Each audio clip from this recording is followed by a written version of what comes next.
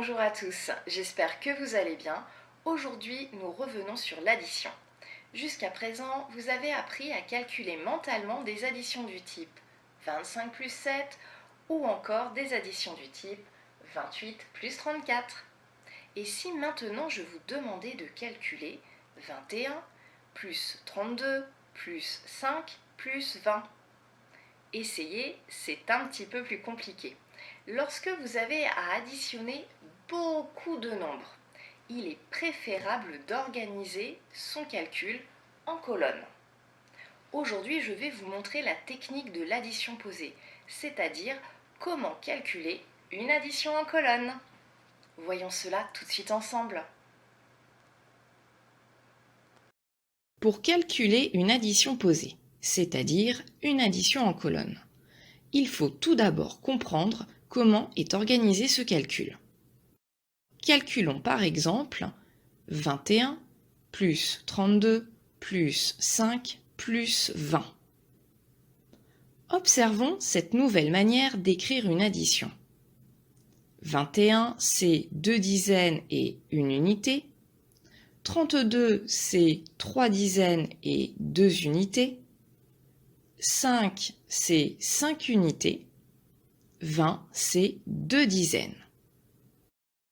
Petite question sur l'organisation de ce calcul. Pourquoi, selon vous, y a-t-il 2 colonnes? Vous avez trouvé?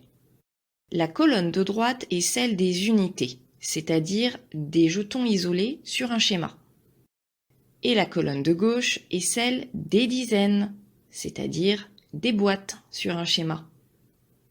J'ai une dernière petite question pour vous.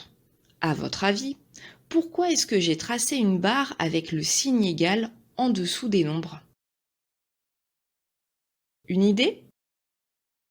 Cette barre est la barre de résultat. Elle sépare les nombres à additionner du résultat de votre calcul. Il faudra donc écrire votre résultat sous cette barre en face du signe égal. Maintenant que nous avons observé comment s'organiser une addition en colonne, voyons maintenant comment on la calcule. Il faut toujours commencer par la colonne des unités. Alors calculons 1 plus 2 plus 5 plus 0. 1 plus 2 est égal à 3. 3 plus 5 est égal à 8. 8 plus 0 est égal à 8. Le chiffre des unités à écrire est 8. Je l'écris bien sous la barre des résultats, dans la colonne des unités. Continuons notre calcul avec la colonne des dizaines.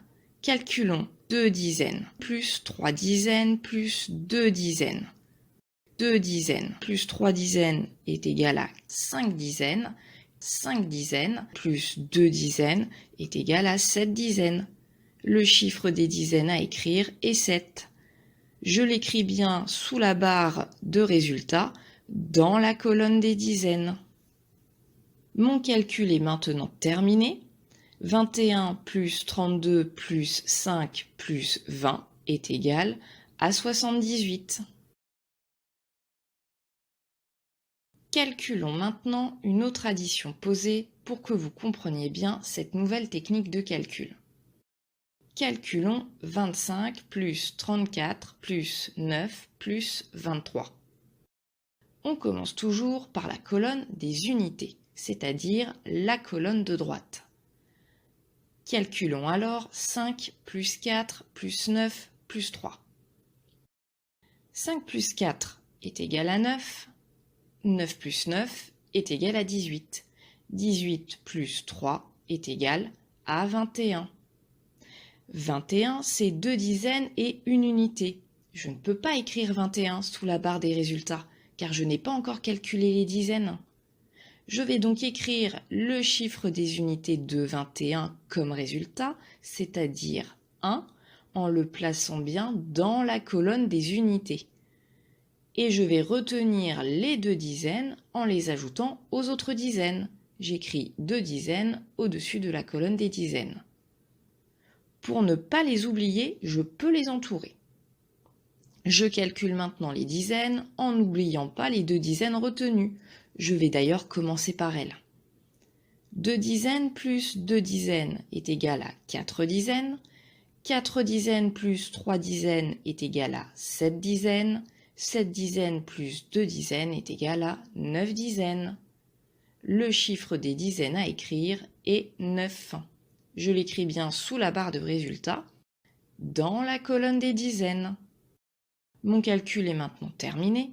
25 plus 34 plus 9 plus 23 est égal à 91. C'est terminé pour aujourd'hui. Si vous avez déjà tout compris, bravo, vous pouvez commencer les exercices. Si tout n'est pas encore très clair, ne vous inquiétez pas. N'oubliez pas que vous pouvez revoir cette vidéo à tout moment. Je suis sûre qu'avec l'entraînement, vous allez rapidement y arriver. La prochaine fois, je vous apprendrai à poser une addition en colonne tout seul. En attendant, exercez-vous bien avec la technique de calcul de l'addition posée. À vos exercices!